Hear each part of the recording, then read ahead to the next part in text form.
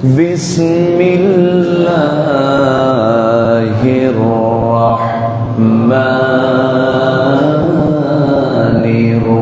রহিম ইন্নাল্লাহা ওয়া মালাইকাতাহু ইউসাল্লুনা আলান নবী ইয়া আইয়ুহাল্লাযীনা আমানু সাল্লু আলাইহি ওয়া সাল্লিমু তাসলিমা আল্লাহুম্মা সাল্লি আলা মুহাম্মাদ ওয়া আলা আলি মুহাম্মাদ كما صليت على إبراهيم وعلى آل إبراهيم إنك حميد مجيد اللهم بارك على محمد وعلى آل محمد كما باركت على إبراهيم وعلى آل إبراهيم إنك حميد مجيد সম্মানিত মুসল্লিবৃন্দ আসসালামু আলাইকুম ওয়া রাহমাতুল্লাহি ওয়া বারাকাতুহু সবাই কেমন আছেন? আলহামদুলিল্লাহ। আল্লাহর মেহেরবানি, আল্লাহ তাআলা ভালো রেখে, সুস্থ রেখে, নিরাপদে রেখে পৃথিবীর শ্রেষ্ঠ জায়গা আল্লাহর ঘরের মেহমান হয়ে পৃথিবীর সবচেয়ে প্রিয় বরকতময় জায়গা মসজিদ আল্লাহ পাক আসার বসার তৌফিক দিয়েছেন। কালিমাত শুকর আদায় করছি, মুহাব্বাতান বলে উঠছি আলহামদুলিল্লাহ। দরুদ পড়ছি সরওয়ার কায়নাত রাহমাতুল লিল আলামিন, সর্বকালের সর্বযুগের সর্বশ্রেষ্ঠ মহামানব রহমতে আলম নবী মুকাররম জনাবে মুহাম্মদুর রাসূলুল্লাহ সাল্লাল্লাহু আলাইহি ওয়াসাল্লাম। সম্মানিত মুসল্লিবৃন্দ, আমরা দেখতে দেখতেই 12টি মাসের শ্রেষ্ঠ মাস, 12টি মাসের ভিতরে সবচেয়ে বরকতে সমৃদ্ধ মাস, নিয়ামতে সমৃদ্ধ মাস মাহে রমজানকে আমরা মাহে রমজানের অর্ধেক টাইমটা আমরা অতিক্রম করতে চলছি। আর সামনে 2টা সপ্তাহ পরেই এই মাসের এই গুরুত্বপূর্ণ বরকতের মুহূর্ত আমরা হারিয়ে ফেলব এবং মাহে রমজানের শেষ দশকের গুরুত্বপূর্ণ একটা রাতও আছে। এটা খুবই নিকটে, খুব বেশি দূরে নেই। 20 তারিখ দিবগত রাত পার হলেই বাকি যে 9-10 দিন থাকবে, এর মাঝেই ওই রাতটা লুকানো আছে। আমার নবীজিকে আল্লাহ পাক ভুলিয়ে দিয়েছেন, এই জন্য তিনি এক্সাক্ট কোন রাতটা লাইলাতুল কদর, তবে বেজোড় রাত্রি, এতে কোনো সন্দেহ নেই। 21, 23, 25, 27 আর হলো 29, এর মাঝেই এই রাতটা লুকানো আছে। আল্লাহ তাআলা আমাদের সবাইকে লাইলাতুল কদরের যে প্রাপ্তি, লাইলাতুল কদরের যে আমাদের যেটা প্রত্যাশা, লাইলাতুল কদর যেন আল্লাহ পাক আমাদেরকে জুটিয়ে দেন। জোরে বলি আল্লাহুম্মা আমিন। এবং লাইলাতুল কদরকে পাওয়ার জন্য একটা চান্স, এটা যেন বান্দা মিস না করে, এটার জন্য আল্লাহ পাক ওয়া আনতুম আকিফুনা ফিল মাসাজিদ, আল্লাহ তাআলা ইতিকাফের একটা ব্যবস্থাও রেখেছেন রমজানের শেষ দশকে।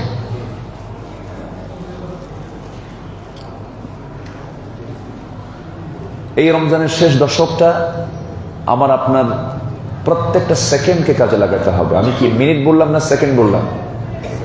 বলেন, সেকেন্ড। প্রত্যেক সেকেন্ডকে কাজে লাগাতে হবে। আর পৃথিবীতে একমাত্র মুসলমানদেরই উচিত সময়কে মূল্যায়ন করা। কিন্তু দুঃখজনক হলো সত্য, প্রেজেন্ট ওয়ার্ল্ডের মুসলমান আজকে 57টি মুসলিম প্রধান দেশ সহ ইউরোপ আমেরিকাতে অনেক মুসলমান আছে। গোটা পৃথিবীতে যে জাতিটা সবচেয়ে বেশি অলসের রূপ নিয়েছে সেই জাতির নাম কি বলেন তো? এবং এর মধ্যে সবচেয়ে বেশি অলসতায় দিন রাতগুলো পাড়ি দেয় সেটা হলো মিডল ইস্টের এই দেশগুলো। আল্লাহ পাক তাদেরকে প্রচুর সম্পদ দিয়েছেন। ওয়াবারাকনা হাওলাহু লিনুরিয়াহু মিন আয়াতিনা। আল্লাহ তাআলা আমার নবীর পদচারণায় আল্লাহ তাআলা মসজিদ হারাম থেকে মসজিদ আকসা পর্যন্ত আল্লাহ পাক তাকে যে ইসরা করিয়েছিলেন, সব মিলে আল্লাহ তাআলা বরকতে ধন্য করেছেন এই জনপদকে। শুধু আমার নবীজি বলেছিলেন, যদি আমি আল্লাহর কাছে চাইতাম যে উহুদ পাহাড় তুমি আমার জন্য সোনা বানিয়ে দাও, আল্লাহ আমার জন্য সোনাই বানায় দেন, যদি শব্দ বলেছেন। এখন গবেষণায় এসেছে যে টোটাল উহুদ পাহাড়ের নিচে টোটাল সোনা দিয়ে ভরা। শুধু যদি বলেছিলেন তিনি। তো সম্পদে সমৃদ্ধ এই মিডল ইস্ট, যাদের জনসংখ্যা খুব বেশি নয়, কিন্তু আল্লাহ তাআলা যে সম্পদ দিয়েছেন এই কয়েকটা দেশে, আরব গালফে, শুধু যদি মুসলমানরা যদি সময়কে কাজে লাগাতো, নীতি নৈতিকতা চারিত্রিক সৌন্দর্য নিয়ে যদি থাকতো, গোটা পৃথিবীর নেতৃত্ব আজকে মুসলমান থাকতো। এই যে আমরা তো এটা চাই না, রমজান মাসে বিভিন্ন জায়গায়, এটা বরকতের মাস, রহমতের মাস, স্কুলের পড়ুয়া ছাত্রদেরকে এক নিমিষে হামলা করে শেষ করে দেওয়া হচ্ছে, বেগে রক্ত লাগানো, জীবনগুলো চলে যাচ্ছে। এরকম করে আজকে মানবতা, মানবিক দিক আজকে পাশবিক রূপ নিয়েছে। মানুষ মানুষকে দেখে সবচেয়ে বেশি ভয় পাচ্ছে। বনের হিংস্র জন্তু, বনের হিংস্র হায়না, বাঘ, সিংহ, এই সমস্ত প্রাণীকে দেখে মানুষ যতটুকু না ভয় পায়, এখন মানুষ আজকে মানুষকে দেখে তার চাইতে বেশি ভয় পায়। মানুষ কি প্রাণী হিংস্র কেন? তার নখ, তার বডি, তার দাঁত বলে দেয় যে বাঘটা হিংস্র। সে এমনই করে সৃষ্টি করে আল্লাহ পাক করেছেন। কিন্তু মানুষকে কি আল্লাহ পাক এরকম হিংস্র করে বানিয়েছেন? কিন্তু মানুষ তো হায়নাকেও হার মানিয়ে দিচ্ছে। পৃথিবী ধ্বংসের জন্য অ্যাটম বম প্রস্তুত হয়ে আছে। পৃথিবী শ্মশান হতে পারে এক মুহূর্তের ভিতরে। শক্তির প্রদর্শনী চলছে, অহংকার দেখানো হচ্ছে, নেতৃত্বের বড়াই দেখানো হচ্ছে গোটা পৃথিবী জুড়ে। শুধুমাত্র এই বৈশ্বিক সংকটে আজকে মুসলমান যতগুলো সংখ্যায় আছে, বেশি না, এর মধ্যে যদি 5টা মুসলিম রাষ্ট্র যদি এক হতো, গোটা পৃথিবীর নেতৃত্ব আজকে মুসলমানদের হাতে আল্লাহ পাক দিয়ে দিতেন। কিন্তু দুঃখজনক হলো সত্য, আজকে মুসলমান সময়কে কাজে লাগায় না, একতার ঐক্যের প্ল্যাটফর্মে আসতে চায় না, অথবা আসতে দেয় না। এটাও যদি বলা হয় তাতেও ভুল হবে না। আমার দেশে দেখেন না, একই মাসালা নিয়ে কত মারামারি, হুড়াহুড়ি। একজনের জন্য দোয়া করে, আরেকজনের জন্য মৃত্যু কামনা করে, একই ব্যক্তি নিয়ে। এগুলো দুঃখজনক। আমরা আমাদের হৃদয়কে যদি প্রশস্ত না করি, আল্লাহ পাক আমাদেরকে মাফ করবেন না। আমরা আমাদের হৃদয়কে প্রশস্ত করার চিন্তা নিয়ে থাকবো। সবার আগে দেখতে হবে আমাকে মানবতা, মানবিক হতে হবে। সূরা বাকারার 177 নম্বর আয়াতটা যদি সুযোগ হয়, আজকে শুক্রবার তো বাড়িতে গিয়ে একটু পড়বেন, একটু দেখবেন। আমি কোরআনে কারীম যতটুকু ভাঙ্গাচোরা পড়েছি, খুব বেশি স্টাডি করার সুযোগ পাইনি জীবনে, খুব বেশি পড়তে পারিনি। কোরআন যে বড় কিতাব, এটাকে যেভাবে পড়া দরকার সেইভাবে পড়তে পারিনি। তো যতটুকু পড়তে পেরেছি আমি, যতটুকু জানি ভাঙ্গাচোরা। পৃথিবীতে যত কাজ আছে এর মধ্যে শ্রেষ্ঠ কাজ হলো যে মানুষের কল্যাণে পাশে দাঁড়াতে পারে। এর চাইতে বড় কাজ লাইসাল বিররান তুওয়াল্লু বুজুহাকুম কিবালাল মাশরিক ওয়াল মাগরিব ওয়ালাকিন্নাল বিররা মান আমানা বিল্লাহি ওয়াল ইয়াউমিল আখির। এরপরে আল্লাহ পাক যা বলেছেন সব মানবতার কথা বলেছেন। ঈমানের পরই তোমরা কি করো, ওয়াআতুল কুরবা হাক্কাহু ওয়াল মিসকিন ওয়াবনাস সাবিল, এরকম করে আল্লাহ পাক বান্দার হকের কথা বলেছেন, মানবতার কথা বলেছেন। ইসলাম মানবতার ধর্ম। আমরা মানবিক হব, আমরা আমাদের চেতনাকে সমৃদ্ধ করব, আমরা আমাদের ঈমানকে লালন করে মানবতাকে আমরা প্রাধান্য দেব জীবনের সকল জায়গায়। বৈশ্বিক সংকট আমরা এখন লক্ষ্য করছি। এই বৈশ্বিক সংকটকে আমরা যদি সমাধান নিতে চাই, এই বৈশ্বিক সংকটে কোরআনকে সমাধান দিতে পারে না? আসতে বলে পারে কিনা বলেন? অবশ্যই পারে, অবশ্যই পারবে। পারবে না কেন? আমরা কিছু পয়েন্টকে সামনে রেখে, হয়তো সময় পাবো না, আমি নোট করেছি, আমি একটু সংক্ষিপ্ত করে আমি পয়েন্ট আকারে বলার চেষ্টা করছি। এই বৈশ্বিক সংকটে কোরআন সমাধান অবশ্যই দিয়েছে। আবার এটা ভাববো না আমরা যে কোরআন শুধুমাত্র মুসলমানরাই মানলেই মনে হয় সেখানেই কল্যাণ থাকবে না। কোরআনের কল্যাণ শুধু মুসলমান পাবে না অমুসলিমও পাবে? আমার নবীর রাষ্ট্রে কি অমুসলিম ছিল না? বলেন ছিল কিনা বলেন? একমাত্র মুসলিম রাষ্ট্রে, ইসলামী রাষ্ট্রে অন্য ধর্মের মানুষ সবচেয়ে বেশি নিরাপত্তা পাবে। ইসলাম এ অধিকার নিশ্চিত করেছে। কিন্তু ইসলামকে যেভাবে মিডিয়াগুলো, পশ্চিমা, বিশেষ করে পশ্চিমা মিডিয়াগুলো, আমার দেশেরও কিছু হলুদ মিডিয়া আছে, ইসলামকে তারা হাইলাইট করেছে হলো নেগেটিভ ভাবে। ইসলামকে তারা উপস্থাপন করেছে নেগেটিভ ভাবে। ইসলাম মানে হলো জঙ্গিবাদ, ইসলাম মানে হলো সন্ত্রাসী, টুপি, জুব্বা, দাড়ি।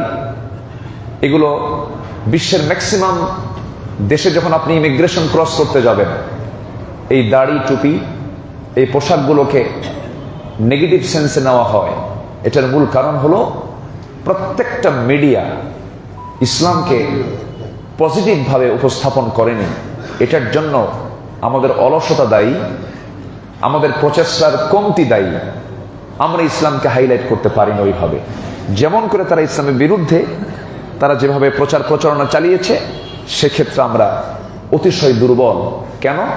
আমরা শুধু ফতুয়া মেরেছি, মিডিয়া হারাম, টেলিভিশন হারাম, এটা করা হারাম। এই হারাম করতে করতে ওরা ওই চান্সে সব দখল করে নিয়েছে। আমরা বুঝলাম শেষে, এখন আর কেউ হারাম কয় না। যে হুজুরটা বলতো যে ক্যামেরা সামনে ওপেন করা হারাম, সে হুজুরটা এখন ক্যামেরা নিয়ে ঘুরে। আমরা বুঝি, কিন্তু লেটে বুঝি। যখন আমাদের সব হাতছাড়া হয়ে যায় তখন আমরা বুঝি। আমার রাসূল যে সময় মক্কা এসেছেন, সেই সময় তিনি তার সবচেয়ে উন্নত প্রযুক্তি, দিন প্রচারের, তাবলীগের জন্য সবচেয়ে উন্নত যে মাধ্যম, সে মাধ্যম ফলো করেছেন মুহাম্মদ সাল্লাল্লাহু আলাইহি ওয়াসাল্লাম। এজন্য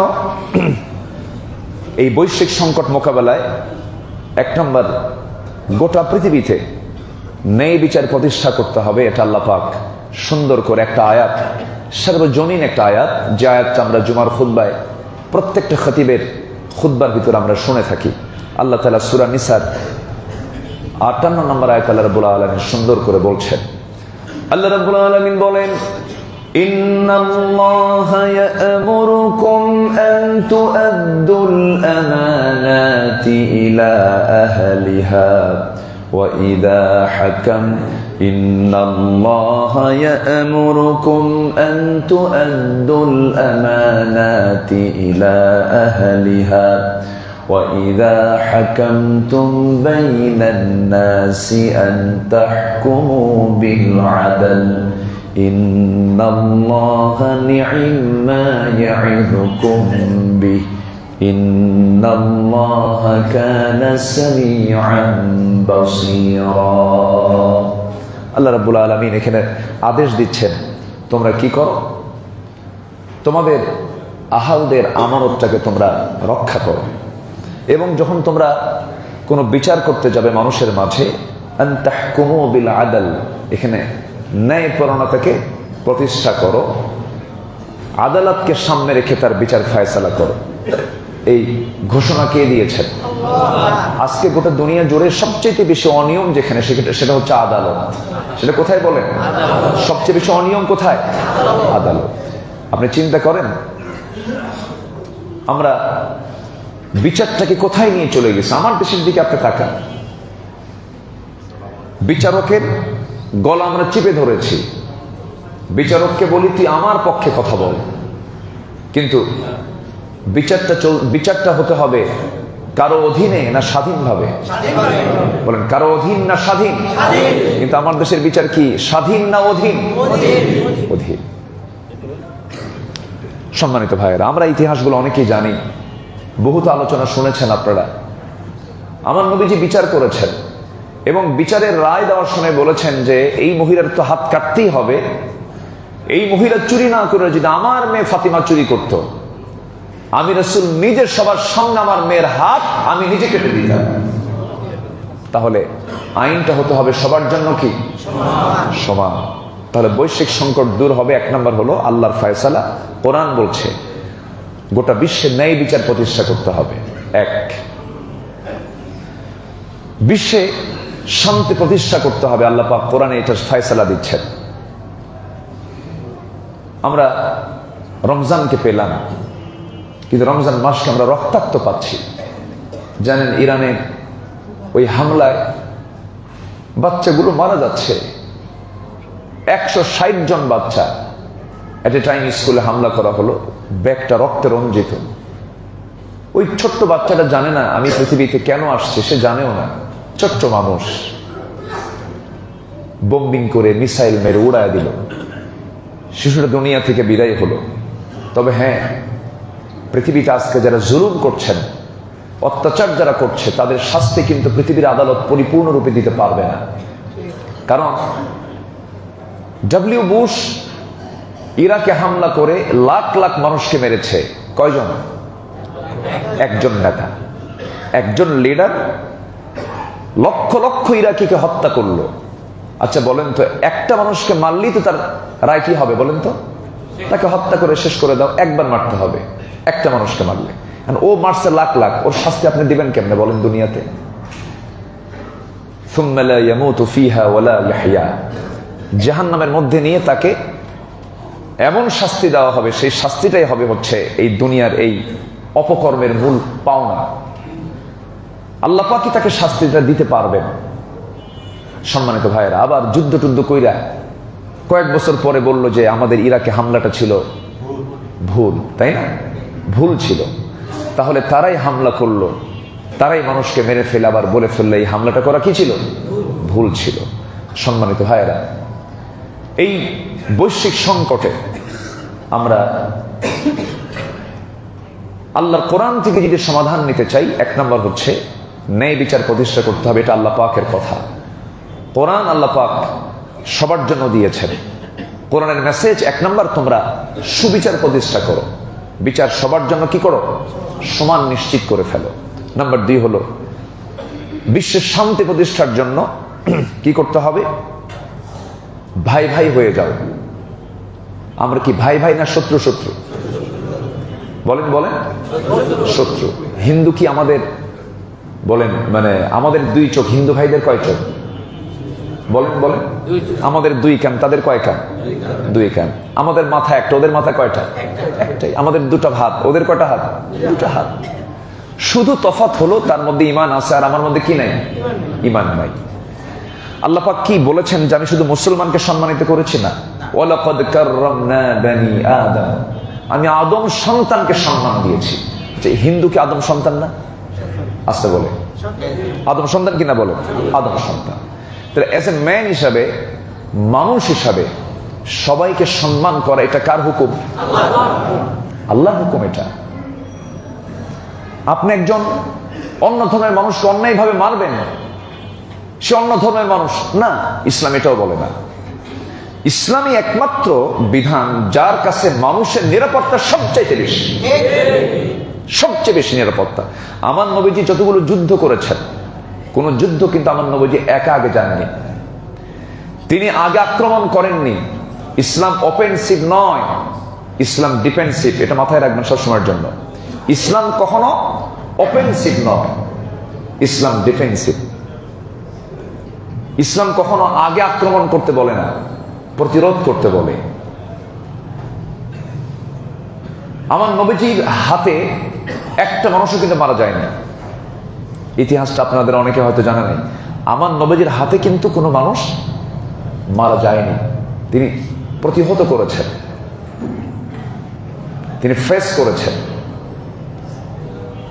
এর মানে আবার বুঝবেন না যে রাসূল তাকে ছেড়ে দিয়েছেন, না।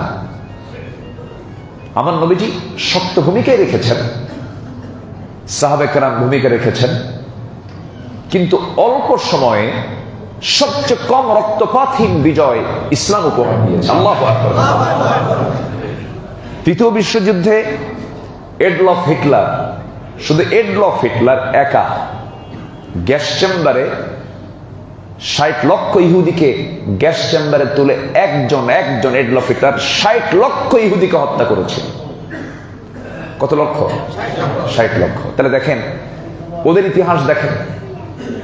এরকম করে আমি যদি ইতিহাস টানতে যাই একদম শুরু থেকে আজ পর্যন্ত, সবচাইতে কম রক্তপাতহীন, সবচেয়ে অল্প লোকের জীবন হানি হয়েছে যেই যুদ্ধে, সেটা হচ্ছে মুসলমানদের ইসলামকে প্রতিষ্ঠার জন্য সবচেয়ে কম রক্তপাতহীন বিজয় আল্লাহ পাক ইসলামকে দিয়েছেন। আল্লাহু আকবার।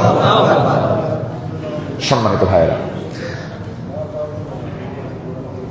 আমরা বিশ্বের শান্তি প্রতিষ্ঠার জন্য নাম্বার 2 হচ্ছে আল্লাহ পাকের মেসেজটা আমরা শুনলাম, সেটা হচ্ছে তোমরা ভাই ভাই হয়ে যাও। আল্লাহ রাব্বুল আলামিন বলেন, فَأَصْلِحُوا بَيْنَ أَخَوَيْكُمْ وَاتَّقُوا اللَّهَ لَعَلَّكُمْ تُرْحَمُونَ। জোরে বলুন আল্লাহু আকবার। সূরাতুল হুজুরাতের 10 নম্বর আয়াত আল্লাহ রাব্বুল আলামিন বলেন, তোমরা পরস্পরে ভাই ভাই হয়ে যাও, ইসলাহ করে নাও, সংশোধন করে নাও। লাগতেই পারে, বুঝের ভুল হতেই পারে, এর মানে তো রক্ত দিয়ে সমাধান নয়। আল্লাহ পাক এরপরে বলছেন, ওয়াত্তাকুল্লাহ, তোমরা আমাকে ভয় করো, আশা করা যে সমস্ত রহমত তোমরা আমার পক্ষ থেকে পেয়ে যাবে। জোরে বলি সুবহানাল্লাহ। ভ্রাতৃত্বের একটা সংকট আমরা লক্ষ্য করছি, ভ্রাতৃত্ব নেই, ভাই ভাইয়ের মাঝে মহাব্বত নাই। বলুন তো, আমরা যদি একটু আদালতের দিকে তাকাই, আদালতের মামলার যদি আমরা একটু নথিপত্রগুলো একটু টেনে আনি, বলুন তো সবচেয়ে বেশি মামলা কিসের মামলা? বলেন, নিজের ভাই। আমি মাঝখানে 2018 সালে একবার আল্লাহ পাক আমাকে জেলখানায় নিয়েছিল, আপনারা জানেন তো নাকি? আচ্ছা, ওই সময় কি অভিজ্ঞতা তো লাগে, সব জায়গায় তো যাওয়ার অভিজ্ঞতা দরকারও আছে। তো আমি চুরি করে যাইনি অবশ্য। আমি মাহফিলে গিয়েছিলাম, মাহফিল থেকে ফেরার পথে আমি বাসায় গিয়ে অবস্থান করছি, কোনো কারণ নাই, কোনো কারণ ছাড়াই আমাকে গ্রেফতার করা হয়েছিল। যাই হোক, আমি ওই প্রেক্ষাপটে যাব না। তো ভিতরে ঢুকে আমি ম্যাক্সিমাম যারা কয়েদি, যারা হাজতি, সাজাপ্রাপ্ত যারা, সবার একটু মানে সবাই আমাকে চিনে, তো মানে মোটামুটি চিনে সবাই।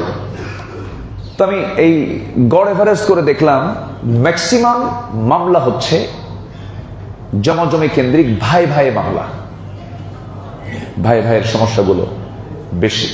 দেখেন আল্লাহ তাআলা কিন্তু এই জায়গায় এই কথাই বলছেন যে তোমরা ভাই ভাই এগুলো ইসলাহ করে নাও, ঠিকঠাক করে নাও, ছাড় দিয়ে দাও। তুমি ছাড় দিবা, আমিও তোমাকে ছাড় দিয়ে জান্নাত বুঝাই দেব। ইয়াসসিরু ওয়ালা তুআসসিরু, বাশশিরু ওয়ালা তুনাফফিরু। সহজ করো, কঠিন করতে জানো, এত প্যাঁচ খাটায়ও না। আছে না কিছু লোক আছে না, খালি প্যাঁচ খাটা, কেমনে ক্যাসাল আরো আটান যায়। আবার কিছু কিছু দরবারের, আবার কিছু মুরব্বী আছে, মাতব্বর আছে, ওরা প্যাঁচ আরো লাগায় দেয়। এই ভাইকে এই কথা বলে, আরেক ভাইকে আরেক কথা বলে, লাগাই দিয়া পরে ধান্দায় থাকে যে কি আমাকে কয় টাকা দেয়, 2 হাত থেকে আবার টাকাও খসায়। এটা মনে হয় আমার দেশে নাই, মনে হয় আছে, এরকম দালালি আছে। আগে মরো, মরলে বুঝবা তোমার টাকা খাওয়ার বিচার আল্লাহ পাক কেমনে করবেন। আগে মরো, মরার পরে বুঝবা। তবে হ্যাঁ, ওই যে টাকা খায়া যে বিচারের রায়টা উল্টা পাল্টা করে দিল, যে টাকাটা ওর হাতে আসলো, এই টাকা কখনো সে হজম করতে পারবে না, হজম হবেই না। হারাম কখনো হজম হয় না, এটা মাথায় রাখবেন। রমজান মাসে এই মেসেজটা সবার জানা দরকার। কি হজম হয় না বলেন? আরো জনে বলেন, কি হজম হয় না? হারাম কখনো হজম হবে না, কখনো হবে না। এটা আপনি হারাম কামাই করেছেন 5 কোটি, আল্লাহ পাক আপনার পেটের মধ্যে দিবেন একটা টিউমার, তার দাম হলো 7 কোটি। তার দাম কত? তাহলে আরো কয় কোটি নাই? বলেন কয় কোটি নাই? এই 5 কোটি যদি না খাইতেন তাহলে আপনার ওই 2 কোটি থাকতো, আপনার যেত না।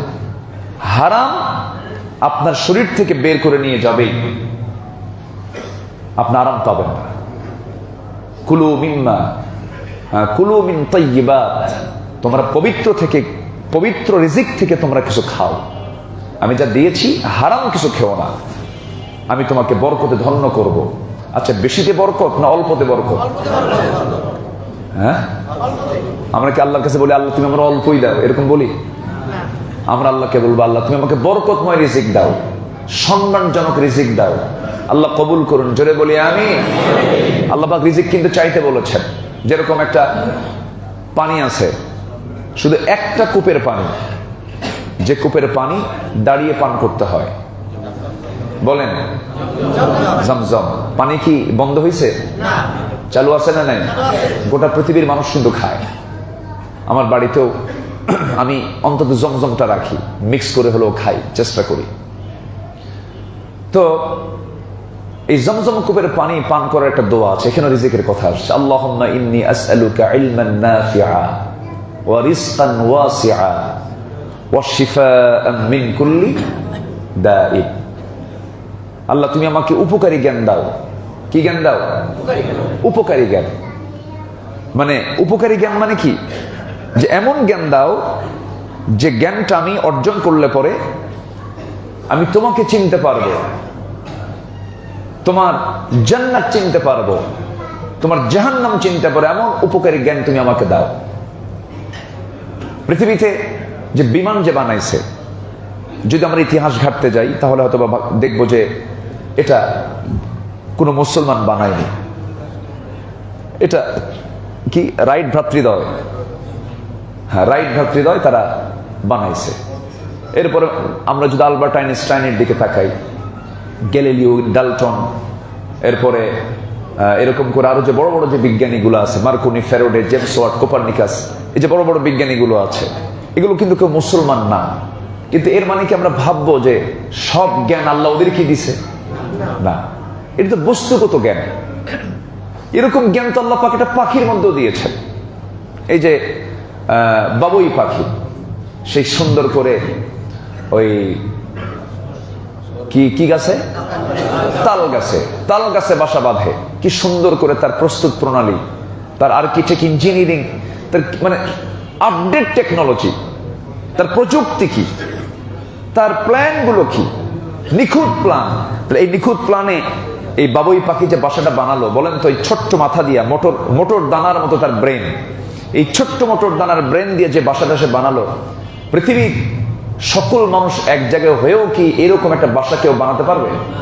পারবে না। তাহলে এই বিশেষ জ্ঞান, এই ইঞ্জিনিয়ারিং, এই প্রযুক্তিগত যে জ্ঞানটা আল্লাহ পাক দিয়েছেন ছোট্ট পাখির মধ্যে, কে দিয়েছেন? তাহলে এই পাখির মধ্যে জ্ঞানটা আছে, তো এটা থাকতেই পারে, এটা অসম্ভব কিছু নয়। কিন্তু যে জ্ঞানটা আমার সবার জন্য জরুরি সেটা হলো উপকারী জ্ঞান। উপকারী জ্ঞানটা সবার থাকতে হবে। সেটা হচ্ছে আমি যেন আমার আল্লাহকে চিনতে পারি, আমি যেন আমার রবকে চিনতে পারি, আমি যেন আখিরাতকে চিনতে পারি। আমি একটা বিমান বানায় ফেলছি, আমি একটা কি বলে জাহাজ বানায় ফেলছি, সাবমেরিন বানায় ফেলছি, মানে সব জ্ঞান বিজ্ঞান আমার মধ্যে ঢুকে গেছে না। এটা না। আল্লাহ পাক এগুলো বিভিন্ন পাখির মধ্যে দিয়ে দিয়েছেন, এই যে বাবুই পাখির মধ্যে দিয়ে দিয়েছেন, থাকতেই পারে। কিন্তু আমার উপকারী জ্ঞানটা আল্লাহর কাছে চাইতে হবে, আল্লাহ তুমি আমাকে উপকারী জ্ঞান দাও, ওয়ারিসকান ওয়াসিআ, প্রশস্ত রিজিক দাও। কি রিজিক দাও বলেন? প্রশস্ত রিজিক, যেটা অল্পতেই হয়ে যাবে। এটা কিসে হয়ে যাবে? অল্পতেই হয়ে যাবে। ওয়াশিফা মিন কুল্লি দাইন, এবং সকল প্রকার রোগ থেকে তুমি আল্লাহ আমাকে হেফাজত করো। কি সুন্দর দোয়া শিখিয়েছেন মুহাম্মদ সাল্লাল্লাহু। আমার মাঝে মাঝে মনে হয় কি জানেন, আল্লাহ তুমি আমাকে কাবার প্রতিবেশী বানালে না কেন? এরকম মাঝে মাঝে মনে হয়, খুব লোভ হয়। কাবার প্রতিবেশী হলে ওখানে তো নামাজটা পড়া যায়, গেলেই জমজমটা পাওয়া যায়, জমজম পান করেই ভিতরে ঢোকা যায়, একটু লোভনীয় জায়গা। আল্লাহ পাক এমন বরকতময় জায়গায় সবাইকে সফর করার তৌফিক দান করুন। পৃথিবীর সেরা সফর কিসের সফর বলেন? কার ঘর বলেন? কার ঘর? সবাই সফর করবেন না ইনশাআল্লাহ? এখন তো সফর করতে এক ভরি সোনার দামও লাগে না। এক ভরি সোনার দাম এখন 2.5 লাখ পার হয়ে গেছে মনে হয়, আমি জানি না। 2.65, এটা মনে হয় সোনারও মনে হয় আপনার নাকি? আচ্ছা, 2.65। আর আল্লাহর ঘর আসা যাওয়া করতে অত লাগবে না, একটু যাবেন, একটু যাওয়া দরকার। সফট হৃদয় হবে, আল্লাহর ঘর দেখলে বরকত মনে হবে। আমরা যাওয়ার চেষ্টা করব। যদি কেউ রমজান মাসে যদি ওমরা করে, আল্লাহ পাক তাকে একটা হজের সওয়াব দিয়ে দেন। অনেকে গেছেন, আমার যাওয়ার কথা ছিল, আমার ভিসা কমপ্লিট ছিল কাতার হয়ে, কাতারের ভিসা আমার কমপ্লিট হয়ে আছে, কাতারে যাব। এমন সময় যেদিন আমার সবকিছু কমপ্লিট, দেখি যে মিসাইল মারা শুরু করছে মুসলমানদের উপরে, মুসলমানদের উপর। আবার ইরানকে অনেকে মুসলমান বলেন না, এইগুলো নিয়ে কত কথা। আমার দেশে কিছু সন্ত্রাস না থাকলেও কিছু ফতুয়া সন্ত্রাস আছে, আসতে কবেন না, আছে না নাই? চিন্তা করুন, ইরান একটা দেশ যে পরাশক্তির বিরুদ্ধে লড়াই করছে, আর আমরা ওই সময় কি করতেছি? ফতুয়া মারতেছি। কিছু না থাকলে আমাদের মারা একটা আছে, কি মারা? ফতুয়া মারা, এটা আছে আমাদের। সম্মানিত ভাইয়েরা, শিয়াদের ভিতরে এই প্রশ্নগুলো আসে, তো একটু বলে ফেলি। শিয়াদের ভিতরে কিছু ক্লাস আছে, আমরা সুন্নি বলি, আমরা কি বলি? আমরা সুন্নি। আর ওদেরকে আমরা কি বলি? শিয়া বলি। আমরা সুন্নি, ঠিক আছে, আমরা বলি যে আমরা খুব ভালো, আমরা একমাত্র হকের ডিলারশিপ নিয়ে আসি। হকের কি ডিলারশিপ নিয়ে আসি, বোঝেন না? মানে হক তো এরকম বলে তো অনেকে। আচ্ছা, হকের যদি ডিলারশিপ নিয়েই থাকি, তাহলে আমি হকের ডিলারশিপ নিয়ে যদি আমেরিকার দালালি করি, ইউরোপের দালালি করি, ওরা যা বলে তাই শুনি, ওরা আমার প্রভুর মতো, ওরা যা বলে আমি তাই করবো, তাহলে আমার হকের ডিলারশিপ নিয়ে লাভটা হলো কি বলেন তো? আমি তো ইমান বিক্রি করে দিলাম আরেক জায়গায়। সম্মানিত ভাইয়েরা, সুন্নিদের ভিতরেও ইমান হারা লোক আছে না নাই?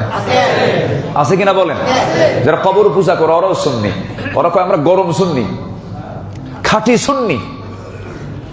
চট্টগ্রামের যে যত কবরগুলো আছে, যত মাজারগুলো আছে, যে পরিমাণ সেজদা হয়, যে পরিমাণ সেখানে তাজিমি সেজদা, ওরা তাজিমি সেজদা করে, যেটা এটা হচ্ছে সম্মানজনক সেজদা, তাজিমি সেজদা দেয়। ওরা কবরকে পূজা করে, কবরকে সেজদা দিচ্ছে, কিন্তু দাবি করতেছে কি? সুন্নি আমরা। তাহলে সুন্নি হয়ে আপনি কবরে সেজদা দিবেন, সুন্নি হয়ে আপনি আব্দুল কাদেরকে সাহাবীর উপরে বানায় দিবেন, যেরকম নাউজুবিল্লাহ। একজন বলতেছে যে আব্দুল কাদের কাদেরি, ওই যে নামের শেষে কাদেরি লেখে, বলে যে আমাদের আব্দুল কাদের জিলানী রাসূল যে রাত্রে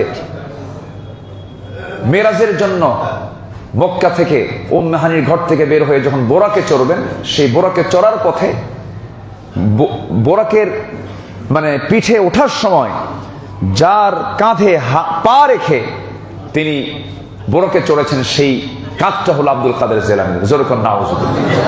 কার মধ্যে কি ঢুকায় দিচ্ছে? তাহলে বলেন তো, ওর ইমান আছে নাকি আছে? কিন্তু ওরা কি পরিচয় দেয়? আমরা কি? সুন্নি। তাহলে আপনি সুন্নি হয়ে আপনি এই সমস্ত কথাগুলোকে বিশ্বাস করছেন, আপনি সুন্নি হয়ে কবর পূজা করতেছেন, আপনি সুন্নি হয়ে এই সমস্ত বাতিল চিন্তায় আপনি নিজেকে বিলিয়ে দিয়েছেন, আপনি কেমন করে হক হবেন? তো শিয়াদের ভিতরেও, শিয়াদের মধ্যেও কিছু হক আছে, একটু মনোযোগ দিয়ে শুনবেন কথাটা। ওদের মধ্যেও কিছু ক্লাস আছে, যেরকম আমাদের মধ্যে সুন্নির মধ্যে যেরকম ইমান হারা কিছু লোক আছে, তাদের মাঝেও ইমান হারা কিছু লোক আছে। যেরকম আমি নিজের চোখে এবং কানে শোনা, চোখে দেখা এবং কানে শোনা, আমি আরাফার দিন আরাফার কাজ শেষ করে, ওই দিন তো আর মাগরিব নামাজ নাই, মাগরিব নামাজের সাথে এশার সাথে মাগরিবকে অ্যাড করতে হয়। কোথায় গিয়ে? মুজদালিফায় গিয়ে। বলেন কোথায় গিয়ে? বলেন মুজদালিফায় গিয়ে। এই কথাগুলো মজা পাচ্ছেন তারাই যারা হজে গেছেন, তাছাড়া কিন্তু মজা পাবেন না সবাই। তো ওই দিন মাগরিব এবং এশা একসঙ্গে পড়েছেন মুহাম্মদ সাল্লাল্লাহু আলাইহি ওয়াসাল্লাম। তা আমি পায়ে হেঁটে রওনা দিয়েছি, আরাফা থেকে বের হলাম। বের হয়ে, এটা 2015 সালের কথা, আমি মুজদালিফা এক জায়গায় গেলাম। সেখানে গিয়ে আমি ওযু বানায়া মাগরিব এবং এশার নামাজ, মাগরিব 3 রাকাত এবং এশা হলো 2 রাকাত। কারণ এটা সফর, এটা কি বলেন? সফর। রাসূল জীবনে হজ করেছেন কয়বার? একবার। এবং সে হজটা করেছেন, সে হজের সফরে তিনি সকল নামাজ 4 রাকাতকে কয় রাকাত করেছেন? 2 রাকাত করেছেন। তো আমি সেখানে মাগরিব এবং এশার নামাজ আদায় করে শেষ করেছি। এমন সময় পাশে থেকে একটা আজান আমার কানে আসলো। আজান দিচ্ছে আশহাদু আন্না আলিয়্যুন ওয়ালিয়ুল্লাহ, আশহাদু আন্না আলিয়্যুন ওয়ালিয়ুল্লাহ, আশহাদু আন্না মুহাম্মাদার রাসূলুল্লাহ না বলে আশহাদু আন্না আলিয়্যুন ওয়ালিয়ুল্লাহ। আমি হাই রে, আজীব ব্যাপারে, তা আজানই পাল্টায় দিছে। তো এই যে অতি মাত্রায় যারা, অতি উৎসাহী যারা, তারা আলীকে এত বেশি প্রাধান্য দিয়ে ফেলে, যেরকম করে যে আব্দুল কাদের জিলানীকে মানায় দিছে। কি আমার কথা কি বুঝতেছেন আপনারা? অতিমাত্রায় কিছু বাতিল ফেরকা সেখানে আছে। আপনি সবাইকে যদি আপনি কাফের বলে, ইমান হারা বলে আখ্যাই দেন, তাহলে ওই সমস্ত লোক কেন মক্কা মুকাররমায় হজ করতে যায়? কি আছে না? মক্কা মদিনায় কোন মুশরিক, কোন ইমান হারা লোক কি প্রবেশ করতে পারবে? কি প্রবেশ করে কি হালাল না হারাম? হারাম। ইন্নামাল মুশরিকুনা নাজাসুন, মুশরিকরা নাপাক, তারা ঢুকতেই পারবে না। তো মক্কায় কি সেখানে গ্র্যান্ড মুফতি নাই? সেখানে কি মুসলমান নাই? সেখানে আলেম ওলামা নাই? তো এই সমস্ত কথাগুলো আমার দেশে আবেগে না বুঝে আমার মুরব্বী কইছে, আমার ওস্তাদ কইছে, আমিও কইলাম, এরকম করে কথাবার্তাগুলো বলে একটা ফেরকা সৃষ্টি হয়ে যায়। আমরা সকল কিছুর উপরে এই বৈশ্বিক সংকটে কোরআনকে যদি আমরা সমাধান খুঁজতে চাই, সেই কোরআন আল্লাহ পাক বলছেন ফাসলিহু বাইনা আখওয়াইকুম, তোমাদের পরস্পর ভাইয়ের মধ্যে যে গন্ডগোলগুলো আছে এটা ইসলাহ করে নাও, ঠিকঠাক করে নাও। সাবধান, আমাকে ভয় করো, আমি তোমাকে রহমত দিয়ে ধন্য করবো। জোরে করে সুবহানাল্লাহ। আল্লাহ পাকের কথা কি সংকীর্ণ না উদার? বলেন সংকীর্ণ না উদার? আমরাও কি হব? উদার হব। আমরা মানুষকে সম্মান করতে শিখবো। আমার নবীজি একটা লাশ দেখলেন, লাশ হেঁটে হেঁটে নিয়ে আসতেছে। আমার নবীজি দাঁড়ায় গেলেন। এক সাহাবী বলছেন, ইয়া রাসূলুল্লাহ, আপনি দাঁড়ায় গেলেন? ওটা তো ইহুদির লাশ। আমার নবীজি বললেন, তো ইহুদির লাশ হয়েছে তো কি হয়েছে? সে তো ঈমান হারালো। আমার নবীজি বললেন, সে কি মানুষ না? সে তো মানুষ, সে মরে গেছে, সে তো মানুষ মারা গেছে, আমি কেন তাকে সম্মান করবো না? আমার রাসূল সম্মানে দাঁড়ায় গেছে। জোরে করেন সুবহানাল্লাহ। এই জন্য আমরা ইমানদারের ডিলারশিপ নিয়ে ভাববো না যে আমি তো ইমান আনছি, জান্নাত পাবো। এই সমস্ত ফখর অহংকার যারা করবে তারাও জাহান্নামে চলে যাবে। জান্নাতে যেতে পারবো এমন কোন গ্যারান্টি আমরা দিতে পারবো? তাহলে আমল নিয়ে কি আমরা জান্নাত পাবো? আমরা সে আমল আমরা করি, সে আমল আমরা আনতে পারছি না। লা ইয়ানজু আহাদুম মিনকুম, তোমরা কেউ নাজাত পাবে না। আনতা ইয়া রাসূলুল্লাহ ওয়া আনা, আমিও নাজাত পাবো না, কিন্তু আল্লাহ পাক আমাকে রহমতের চাদর দিয়ে আবৃত করবেন। জোরে করে সুবহানাল্লাহ। এই জন্য আমরা নিজেকে সবচেয়ে ছোট ভাববো। আপনি যদি নিজেকে ছোট ভাবতে পারেন তাহলে দেখবেন যে আপনার মধ্যে থেকে অনেক কিছু বাদ পড়ে গেছে। আর আপনি যদি নিজেকে ভাবেন যে আমি একখান মাল, আমি ছাড়া আর কেউ নাই, তাহলে মনে করেন সব আপনার শেষ হয়ে গেছে। আপনি ভাববেন যে আমি সবচেয়ে ছোট, আমি কেউ না, আমি ছোট্ট, আমি আজ না, আমার চাইতে নগণ্য, আমার চাইতে নাদান, আমার চাইতে অবুঝ, আমার চাইতে ছোট কেউ নাই। আপনি হচ্ছেন পৃথিবীর সেরা মানুষ। বলি আলহামদুলিল্লাহ। আল্লাহ কবুল করুন। সমগ্র বিশ্বের মুসলিম দেশগুলো নিজেদের মাঝে বিবাদে না জড়ানো, আল্লাহ পাক এটার একটা মেসেজ কিন্তু দিয়েছেন এক জায়গায়, সূরা আনফালের 46 নম্বর আয়াতে। আল্লাহ রাব্বুল আলামিন বলেন, وَأَطِيعُوا اللَّهَ وَرَسُولَهُ وَلَا تَنَازَعُوا فَتَفْشَلُوا وَتَذْهَبَ رِيحُكُمْ وَاصْبِرُوا إِنَّ اللَّهَ مَعَ الصَّابِرِينَ। আল্লাহু আকবার। নাম্বার 5 হলো, যে কোনো সংকটে মোকাবেলায় মুসলিম বিশ্ব একত্রিত হবে, আল্লাহর রজ্জুকে তারা শক্ত করে ধরবে। ওয়া'তাসিমু বিহাবলিল্লাহি জামিআন ওয়া লা তাফাররাকু। আল্লাহর রজ্জুকে তোমরা শক্ত করে ধরো, ওয়া লা তাফাররাকু, তোমরা মতপার্থক্য সৃষ্টি করো না। ইতিহাস, নিকটবর্তী ইতিহাস যতটুকু পড়েছি, বাদশাহ ফয়সাল যদি পৃথিবীতে আজকে থাকতেন, চিত্র এমন হতো না। বাদশাহ ফয়সাল যদি পৃথিবীতে বেঁচে থাকতেন, চিত্রটা এমন হতো না। আমরা কারো দাসত্ব করতে চাই না, আমরা মূলত দাসত্ব করতে চাই কার? আল্লাহ। কেউ কি আমাকে বাঁচাতে পারবে ভাই, বলেন তো? কেউ বাঁচাতে পারবে? সাদ্দাম হোসেন, লিবিয়ার মুয়াম্মার গাদ্দাফি, এরপর একে একে করে উকিলতু ইয়াওমা উকিলা সাউরুল আবিয়াদ। আরবিতে একটা প্রবাদ আছে যে 3টা ষাঁড় একসাথে বনে বসবাস করে, 3টা ষাঁড়, এর মধ্যে একটা কালো, একটা সাদা, একটা লাল। সবচেয়ে বেশি স্পষ্ট দেখা যায় কোন কোন কোন কালারকে, বলেন তো? সাদাকে, এরপর লাল, এরপর কালো। কালোতে দেখা যায় না। এই 3টা ষাঁড় ঘোরাফেরা করে বনে। তো রাজা সিংহ এসে কালোকে আগে বলে, এই কালো ষাঁড়, তুমি এই সাদা ঘোড়ার সঙ্গে থাকো, তোমার তো জীবন বিপন্ন হয়ে যাবে, যে কোনো মুহূর্তে তোমাকে অ্যাটাক করে শেষ করে ফেলবে। তুমি কালো, তুমি একটু আড়ালে থাকতে পারবা, তুমি একটু একা একা থাকো। তো সাদা থেকে কালোটা একা একা থাকে। তো সাদা অনেকটা একা হয়ে গেল। এবার লালকে বলছে, লাল ঘোড়াকে, লাল ষাঁড়কে বলছে, তুমি তো লাল, তোমাকে ওই সাদার সঙ্গে থাকলে তোমাকে একটু কম দেখা যায়, সাদা তো একদম পাকড়া পাকড়ি দেখা যায়, তোমার তো জীবন বিপন্ন হবে, তুমি একা একা চলো। তখন লাল ষাঁড়টাও একা একা চলে। এখন ওরা ছিল 3 জন একসঙ্গে চলতো। 3টা শক্তি কি কম না বেশি, বলেন? বেশি। এই 3 শক্তিকে সিংহ একটা বুঝ দিয়া 3 দিকে ঘুরাইয়া দিল। সাদাও পৃথক, লালও পৃথক, কালো পৃথক।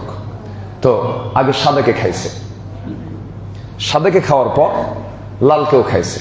তো কালোর কাছে যখন আসতেছে, তখন কালো বলে, উকিলতু ইয়াওমা উকিলা সাউরুল আবিয়াদ, আমাকে সেদিন খাওয়া হয়েছে যেদিন সাদা ষাঁড়কে খাওয়ার প্ল্যান করা হয়েছে। যারা ভাবতেছেন, মুসলিম শক্তিগুলো যারা ভাবতেছেন যে আমি বাঁচলেই তো আমার বাপের নাম, আপনিও বাঁচতে পারবেন না, সবগুলোকে একটা একটা করে ধরবে তারা। এই জন্য আল্লাহ তাআলার পরামর্শ হচ্ছে, ওয়া'তাসিমু বিহাবলিল্লাহি জামিআন ওয়া লা তাফাররাকু, তোমরা এক হয়ে যাও, ঐক্যের প্ল্যাটফর্ম তৈরি করো। এই যে বিভিন্ন গ্রুপিং গুলো, মাসলা মাসাইল নিয়ে যে গন্ডগোলগুলো, এগুলো গন্ডগোল সৃষ্টির পিছনে কিন্তু ইহুদি খ্রিস্টানদের বিশাল বড় হাত আছে। আপনি জানেন, ইউরোপের কিছু দেশগুলোতে, ইংল্যান্ডের মতো দেশে, সেখানে মাদ্রাসা স্থাপন করা হয়েছে। সেখানে মাদ্রাসায় বুখারী পড়ানো হয়, মুসলিম পড়ানো হয়, সিয়াসিতে পড়ানো হয়, ফিকহের কিতাব পড়ানো হয়, এবং তাদেরকে সেখান থেকে এই এলেমগুলো দিয়ে মিডল ইস্টে পাঠানো হয় ফতুয়াবাজি করার জন্য। এবং আমার দেশে এরকম কিছু এজেন্ট ধরাও পড়েছে, মসজিদের ইমামতি করছে সে খ্রিস্টান। জানেন আপনারা? জানেন না? আপনারা জানেন না? ইহুদি খ্রিস্টান। এই জন্য আমাকে আপনাকে সবার আগে খেয়াল করতে হবে যে আমরা যেন আমাদের ঐক্যের ভিতরে যেন কোনো ফাটল না সৃষ্টি হয়। আমরা ঐক্যের মধ্য দিয়ে আমাদের জীবনকে সাজাবো। জোরে বলি ইনশাআল্লাহ। নাম্বার 6, নাস্তিকতা দূর করে তাওহীদের কল্যাণময় শিক্ষা সমগ্র বিশ্বে পৌঁছে দেওয়া। সবচেয়ে বড় বিপ্লব হচ্ছে শিক্ষার বিপ্লব। কিসের বিপ্লব বলেন? শিক্ষা। একটা জাতিকে গড়ার জন্য কি লাগে বলেন? আবার একটা জাতিকে ধ্বংস করার জন্য কি লাগে? শিক্ষাই লাগে। 2 প্রকার, একটা হচ্ছে রূহযুক্ত শিক্ষা, প্রাণহীন শিক্ষা, আর প্রাণযুক্ত শিক্ষা। কিছু শিক্ষা জাতিকে ধ্বংসের দিকে নিয়ে যায়। আচ্ছা বলুন তো, মূর্খদের মধ্যে তালাকের প্রবণতা বেশি না শিক্ষিত লোকের মধ্যে তালাক বেশি? বলুন। শিক্ষিত হয়েছে তালাক দেওয়ার জন্য নাকি? আচ্ছা, চুরি বাটপারি আর ছলচাতুরি মূর্খ লোকের মধ্যে বেশি না শিক্ষিত লোকের মধ্যে বেশি? মানে আমার দেশের প্রচলিত শিক্ষিত কথা বলছি আমি, কিন্তু প্রকৃত শিক্ষিত কথা বলছি না। তাহলে চুরি বাটপারি, টাকা পাচার, অর্থ পাচার, তালাক, এই সমস্ত আকাম কুকাম গুলো কি মূর্খদের, আমাদের দাদারা বেশি পড়ে নাই, আমাদের গ্রামের মানুষগুলো বেশি, ওদের মধ্যে বেশি না এই শিক্ষিত লোকের মধ্যে বেশি? তাহলে জাতিকে ধ্বংস করার জন্য শিক্ষা, আবার জাতিকে সমৃদ্ধ করার জন্য কি শিক্ষা। কিন্তু কোন শিক্ষা? অপকারী না উপকারী? উপকারী শিক্ষা আমাকে আপনাকে অর্জন করতে হবে। সেটা হচ্ছে ঐশী শিক্ষা, কোরআনের শিক্ষা, দ্বীনের শিক্ষা, আখিরাতের শিক্ষা। আল্লাহ কবুল করুন, জোরে বলি আমিন। আচ্ছা, শিক্ষা এবং প্রথম হুকুমটা হচ্ছে ইকরা বিসমি রাব্বিকাল্লাযী খালাক। নাম্বার 7 হচ্ছে মুসলিম বিশ্বে মাথা উঁচু করে সমগ্র বিশ্বে ইসলামের দিকে মানুষকে ডাকতে হবে। কিসের দিকে ডাকতে হবে? যেখানেই পাবেন দাওয়াত দিতে হবে। আপনার হাতে যে আছে, আপনার সামনে যে আছে। বলেন তো, আমার দেশে একটা দুইটা মানুষ কি বাইরে থাকে? কোটি মানুষ কিন্তু বাইরে থাকে। আজকে যদি বাইরে না থাকতো তাহলে আমাদের মসজিদের যিনি ইমাম, আমরা তাকে পেতাম না। কিন্তু আমাদের সম্মানিত ইমাম মহোদয়, যিনি আপনাদের এখানে দায়িত্ব পালন করে আসছেন, ওনার বাবা যদি ইন্দোনেশিয়া না যেতেন, মালয়েশিয়া না যেতেন, তাহলে কি আমরা এই ভাইটাকে আজকে এই জায়গায় পেতাম? সৌদি আরবে মিট হয়েছে। জি, তো যাই হোক, আমার দেশের কিন্তু বহু মানুষ কিন্তু বাইরে থাকে। ধরেন কোটি মানুষ যদি বাইরে থাকে, এক সৌদি আরবে আমি জানি প্রায় 20 থেকে 24 লক্ষ মানুষ, মালয়েশিয়াতে 20 থেকে 25 লক্ষ মানুষ, মানে বৈধ অবৈধভাবে বিভিন্ন প্রায় কোটি খানেক মানুষ আমার ধারণা আছে মনে হয় বাইরে, কাছাকাছি হতে পারে, হিসাবে কম বেশি হতে পারে। তো এই লোকগুলো যেখানে গেছে ওখানে মনে দাওয়াতি কাজ নাই নাকি? আসতে বলে আছে না নাই বলেন? যেখানেই থাকবো আমরা সেখানে আমরা দাওয়াতি কাজ করব। আমাদের টার্গেট হবে ইসলামকে সব জায়গায়, প্রত্যেকটা জায়গায় আমরা পৌঁছে দেব। এই দায়িত্ব কি শুধু আলেমদের, হাফেজদের একার না সবার? সবার। এই হুকুম কে দিয়েছেন? আল্লাহ দিয়েছেন। আল্লাহ রাব্বুল আলামিন বলেন, ومن أحسن قولا ممن دعا إلى الله وعمل صالحا وقال إنني من المسلمين ادع إلى سبيل ربك بالحكمة والموعظة الحسنة وجادلهم بالتي هي أحسن। জোরে বলুন আল্লাহু আকবার। দাওয়াত দাও, দাওয়াত দেওয়া তোমার কাজ। দাওয়াত এটা একার না, দাওয়াত সবার। দাওয়াত কি? সবার। আমরা ইসলামের দাওয়াত দেব, জোরে বলি ইনশাআল্লাহ। আমার নবীজির প্রথম মিশনটাই ছিল কি বলেন? জোরে বলেন, বলেন। নূহ আলাইহিস সালাতু ওয়াস সালাম তিনি দাওয়াত দিয়েছেন শুধু দিনে না, ইন্নী দাআউতু কওমি লাইলা ওয়া নাহারা। আমি নূহ আলাইহিস সালাতু ওয়াস সালাম দিনেও দাওয়াত দিয়েছি, রাতেও দাওয়াত দিয়েছি। দাআউতু লাইলা ওয়া নাহারা, আমি রাতেও দাওয়াত দিয়েছি, দিনেও দাওয়াত দিয়েছি। আমাদের এই মিশনটা সবার মধ্যে থাকতে হবে। নিজে নামাজ পড়ব, অন্যকে নামাজের জন্য আমরা আহ্বান করব। নিজে ইসলাম মেনে চলবো, অপরকে ইসলাম মেনে চলার জন্য উদ্বুদ্ধ করব। আল্লাহ কবুল করুন, জোরে বলি আল্লাহ আমিন। এই যে ইন্স্যুরেন্স কোম্পানিগুলো, MLM মাল্টি লেভেল কি মার্কেটিং কোম্পানিগুলো যা আছে, এদের যে প্যাঁচ, মানে এদের যে কথার কৌশল, এদের যে বুদ্ধি, মানুষকে কি সুন্দর করে টেনে আনে। কেন? যে আমি একটা ইন্স্যুরেন্স পলিসি যদি করতে পারি তাহলে আমার কিছু প্রফিট আসবে। কতবার ঘরে, ভাই এটা করেন, ভাই ভাই এই কাজটা করেন, ভাই এটা করলে খুব ভালো হবে, ভাই কি আসেন এরকম? আপনাদের কাছে গেছে এরকম? আসেন এরকম? একবার, দুবার, তিনবার, চারবার, শেষে কিন্তু আপনি এমন বেকায়দায় পড়েন, না করলেই না, নিরুপায় হয়ে হয়তো আপনার ইচ্ছাও নাই, আপনাকে করতেই হয়। তো এইরকম করে আমরা পার্থিব জীবনের জন্য একটা মানে লক্ষ্যকে, কোন একটা বিষয়কে আমি সাকসেস করার জন্য কত চেষ্টা চালাচ্ছি। একটা ভাই যেন ইসলামের দিকে আসতে পারে, এর জন্য আমাকে আপনাকে অবশ্যই একটু হলেও হিকমা, প্রজ্ঞার সাথে আমার চেষ্টা করার দরকার অবশ্যই আছে না নাই?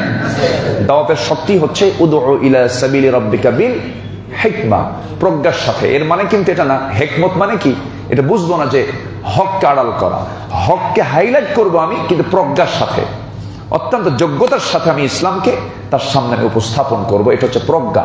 হেকমা মানে হচ্ছে প্রজ্ঞা। আমরা অনেকে হেকমত মানে কি, ভাই একটু হেকমত খাটায় চলতে, হয়তো মানে কি ভেজাল কইরা না। হেকমত খাটানো মানে ভেজাল খাটানো, ভেজাল নয়। হেকমত মানে হচ্ছে প্রজ্ঞার সাথে সত্যকে অনড়ভাবে মেনে নেওয়ার নাম হচ্ছে হেকমত। আল্লাহু আকবার। সম্মানিত ভাইরা, আমার নবীজি দাওয়াত দিয়েছেন, যেখানে সুযোগ পেয়েছেন সেখানে দাওয়াত দিয়েছেন। বুড়িমা আমার নবীজি মক্কা থেকে মদিনা থেকে মক্কার দিকে রওনা দিয়েছেন। মক্কা বিজয়ের দিন কোন মাস ছিল বলেন? আরে ভুলে গেছেন আপনারা, কোন মাস ছিল বলেন? রমজান মাস। আমার নবীজি সেদিন রোজা ভেঙ্গে ফেললেন, সাহাবায়ে কেরামকে রোজা ভাঙতে বললেন। ভেঙ্গে মদিনা থেকে মক্কার দিকে রওনা দিয়েছেন। মদিনায় গিয়ে রাসূল বললেন, আমি সবাইকে মাফ করে দিলাম, শুধু 17 জনকে মাফ করা হবে না। কয়জনকে মাফ করা হবে না? তাহলে এখান থেকে বোঝা গেল যে জাতীয়ভাবে যদি কোনো জাতীয় লিডার সবাইকে মাফ করে দিলেও কিছু কিছু ব্যক্তি থাকবে যাদের কোনো মাফ হবে না। এটা আল্লাহ রাসূলও কিন্তু এটা শিখিয়ে দিয়েছেন। উনি ইল্লা লাগায় দিয়ে 17 জনের একটা তালিকা দিলেন, সবাইকে মাফ করলাম, এই 17 জনকে মাফ করা হবে না। এরপরে তিনি যাওয়ার পর উনি বের হয়ে গেছেন একা। তার টার্গেট হচ্ছে দাওয়াত। একা বের হয়েছেন, কোথায় কি চলতেছে দেখতেছেন। হঠাৎ করে দেখেন এক বুড়িমা ছটফট করতেছে, বয়স হয়ে গেছে, চামড়া কুঁচকে গেছে, চেহারায় একটা ভয়ের ছাপ, বিষণ্ণতার ছাপ। আমার নবীজির সামনে দাঁড়ায় বলছেন, বুড়িমা কি হয়েছে? বাবা, আব্দুল্লাহর পুত্র মুহাম্মদ আজকে মক্কা দখল করছে। কি কথা বুঝতেছেন আপনারা? আচ্ছা, তারপর আমরা তাকে তাড়ায় দিছিলাম, আমরা তাকে হত্যার উদ্দেশ্যে অনেক ষড়যন্ত্র করেছিলাম। আজকে যে কি হবে, মক্কা শুধু রক্ত আর রক্ত হবে। সে মুহাম্মদ আজকে মক্কা বিজয় করে ফেলছে। আমি পালায়া এই নগর ছেড়ে, মক্কা নগর ছেড়ে আমি যাচ্ছি গ্রামের দিকে। তো আপনি একা একা যাচ্ছেন, টোপলা তো নিতে পারতেছেন না। কে বাবা, কেউ নাই, কেউ আজকে তাকাচ্ছে না, আমি কষ্ট করে যাচ্ছি। রাসূল বললেন, বুড়িমা আপনার কষ্ট হচ্ছে, টোপলাটা আমার হাতে দেন। নিলেন। এবার বললেন, বুড়িমা আপনি যেদিক যাবেন শুধু বলে দিবেন, আমি সামনে যাই, আপনি আমাকে শুধু ইঙ্গিত করবেন কোথায় গিয়ে পৌঁছা দিতে হবে। বিশ্বনবী মুহাম্মদ সাল্লাল্লাহু আলাইহি ওয়াসাল্লাম গন্তব্যে পৌঁছে গেলেন। গন্তব্যে পৌঁছার পর আমার নবীজি বললেন, বুড়িমা এই যে আপনার টোপলা, আপনি নিরাপদে বাসা পৌঁছে গেছেন, আপনি চলে যান। এবার বুড়িমা আমার নবীকে লক্ষ্য করে দুটা হাত আগায় দিয়ে বলছে, তাকে ধরে বলছে, আমি আজকে তোমাকে যেতে দেব না, কারণ মক্কা নগরে এমন তো লোক থাকার কথা নয়, এমন তো আচরণ করার কথা নয়, এমন মক্কার লোক তো হবার কথা নয়, তোমার পরিচয়টা কি? আমার নবীজি মুস্কি মুস্কি হাসি মেরে, চাঁদের মতো হাসির ঝিলিক দিয়ে আমার নবীজি মুস্কি মুস্কি হাসি মেরে বলছেন, বুড়িমা যার ভয়ে আপনি আজকে মক্কা ছেড়ে এত দূর পর্যন্ত ভয়ে ভয়ে চলে আসলেন, যার সামনে দাঁড়িয়ে কথা বলছেন, সেই লোকটার নাম হচ্ছে মুহাম্মদ সাল্লাল্লাহু আলাইহি ওয়াসাল্লাম। তার টার্গেট হলো দাওয়াত। তার টার্গেট কি বলেন? দাওয়াত। বুড়িমার চোখের পানি আটকাতে পারে না। বুড়িমা এক পর্যায়ে বলে ফেলতে বাধ্য হলেন।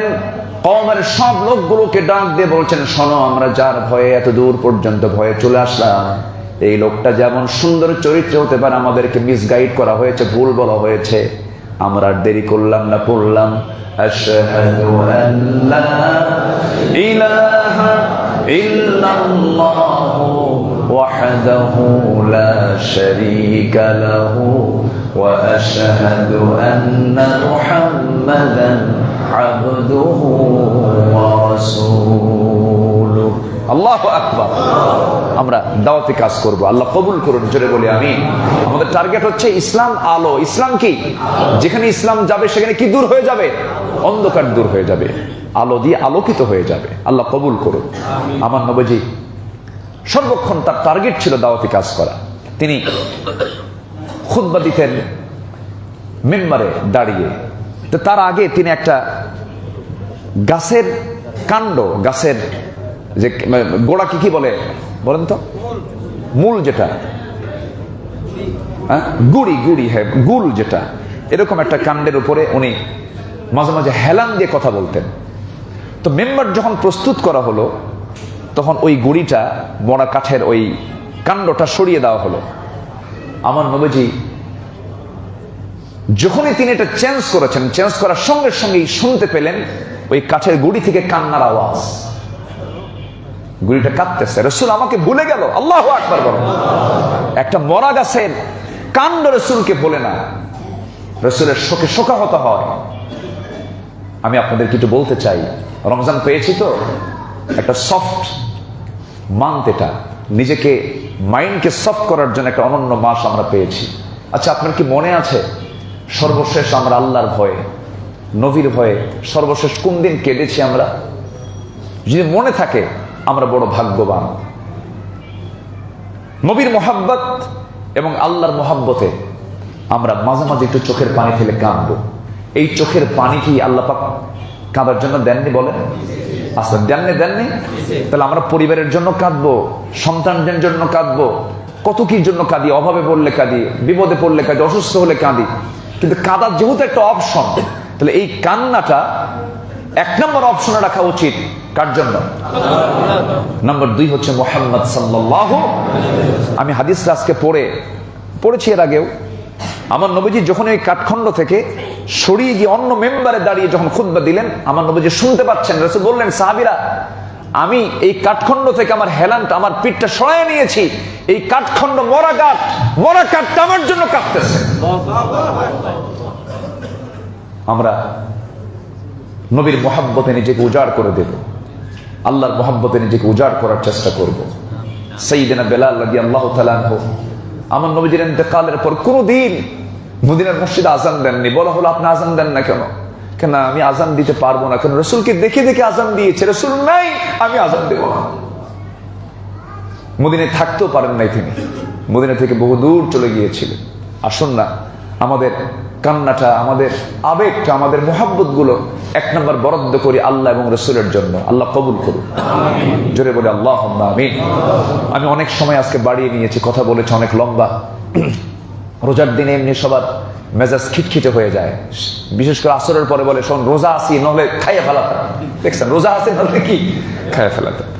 তো এটা বলা যাবে না। রোজার মাস তো আমাদের সংযম হওয়ার মাস। রোজা আসি যদি খোটাই মারেন, তাহলে রোজা রেখে লাভটা হলো কি? বলে, রোজা রেখে লাভ তো হলো না। আমরা রোজার প্রকৃত হক আমরা আদায় করার চেষ্টা করবো ইনশাআল্লাহ। বৈশ্বিক সংকটে কোরআন কি সমাধান দিয়েছে?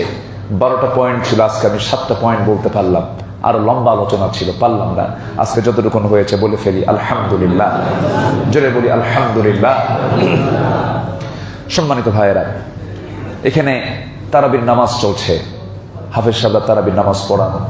এই যে দাও, মাশাআল্লাহ, এই যে হাফেজ সাহেব ও তারাবি পড়ায়। কেমন আপনাদের তারাবির নামাজ কেমন লাগে? এত আসতে বললেন কেন?